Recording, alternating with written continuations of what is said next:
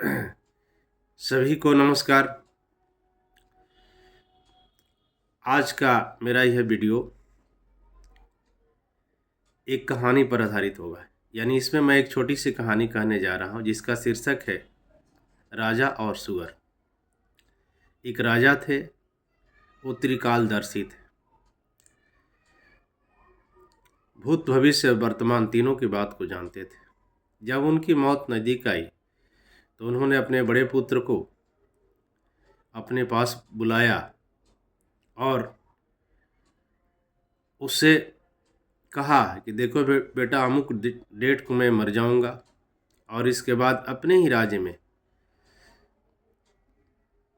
इस गांव में एक डोम के घर में सुअर के रूप में मैं पैदा होऊंगा और उस समय मेरा कलर भूरे रंग का होगा।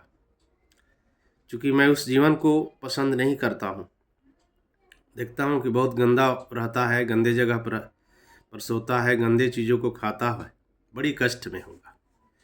इसलिए तुम मेरी मृत्यु के बाद उस सुअर को जाकर खरीद लेगा और खरीदने के बाद तुम उसकी हत्या कर देगा या मार डालेगा, ताकि मुझे उस जन्म से मुक्ति मिल जाएगी।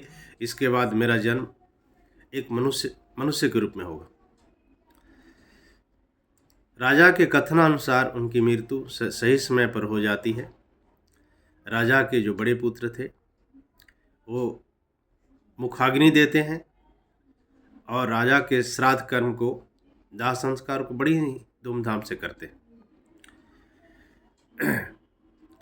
लेकिन श्राद्ध कर्म के बाद वो राजा के द्वारा कही गई बातों को भूल जाते हैं। करीब 40 दिन के बाद उनको बात याद आती है कि पिताजी मुझे कुछ कह कर गए हैं। तो जाते हैं अमुक गांव में और उस अमुक व्यक्ति को ढूंढ करके, उस सुअर के मालिक को ढूंढते हैं और पता उसे जाकर के बातचीत करते हैं कि क्या इस डेट में तुम्हारे किसी सुअर ने बच्चे को जन्म दिया है। तो उन्होंने कहा कि हाँ राजन,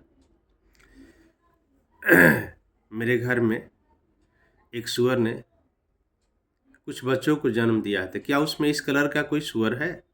हाँ, इस कलर का है। तो उसे मैं खरीदना चाहता हूँ, उसे मुझे दे दो, कितना पैसा लेगा? तो बोला कि आप तो मेरे राजा हुए अब पिता की मृत्यु के बाद, और एक राजा, मुझे सौभाग्य है कि आप मेरे दरवाजे पर आए। मैं इस सुअर के लिए कोई पैसा नहीं लूँगा। और आप इसको करेंगे क्या? बोले कि नहीं, ऐसे ही खरीदना है। राजा पैसा दे रहे थे और सुअर का मालिक पैसा नहीं ले रहा था। ये बात कुछ देर तक चलती रही। इसी बीच वो भूरे रंग का सुअर आ जाता है, पहचान लेता है कि यही मेरा बेटा है। तो इनके कान में आकर के वो कहता है, यानी राजा जो सुअर के रूप में जन्म लिए कहते हैं कि देखो बेटा, तुम मत खरीदो मुझे मत मारेगा आप, खरीदने की नहीं ज़रूरत है। मैं बड़ी आनंद में हूँ, इस जीवन में बड़ी आनंद है। मुझे नहीं पता है कि मैं गंदा चीज़ खाता हूँ या गंदा जगह। इस जीवन में मुझे परम आनंद की प्राप्ति हो रही है, इसलिए मुझे मत खरीदो, इसको जीने दो। राजा के लड़के अपने पिता की बात को सुन करके वो लौट जाते हैं। मित्रों, ये कहानी मेरी यहीं पर समाप्त हो रही है।